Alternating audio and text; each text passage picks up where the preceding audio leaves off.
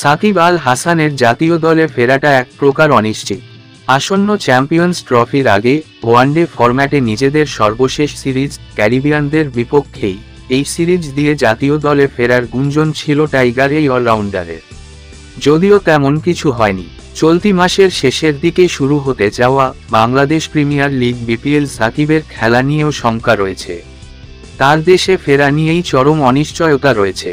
সাকিবের বিপিএল খেলা নিয়ে গণমাধ্যমের মুখোমুখি হয়েছিলেন বিপিএলে তার দল চিটাগং কিংসের মালিক শামির কাদের চৌধুরী। তিনি বলেন, স্বাভাবিকভাবে আমিও ক্লান্ত হয়ে যাচ্ছি এটার উত্তর দিতে দিতে।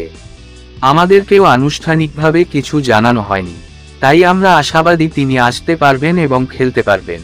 আমার সঙ্গে সাকিবের কথা হয়েছে, কয়েকটি প্রশ্ন করেছিলাম তাকে সম্প্রতি কিছু নিউজ দেখার পর।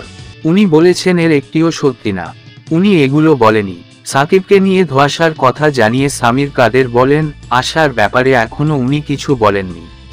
পজিটিভও বলতে পারছি না, এটা পরিস্থিতির ওপর নির্ভর করে। যেহেতু উনি দেশের হয়ে এই মুহূর্তে খেলতে পারছেন না, সেক্ষেত্রে এখনো ওইভাবে আমাকে কিছু বলেনি।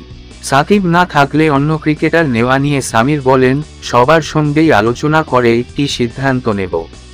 সাকিবের বিকল্প নিয়ে আমাদের কিছুটা সমস্যায় পড়তে হতে পারে। বাঁহাতি স্পিনার কম পড়ে যাবে, আমরা স্থানীয় কোনো বাঁহাতি স্পিনার নিতে পারি।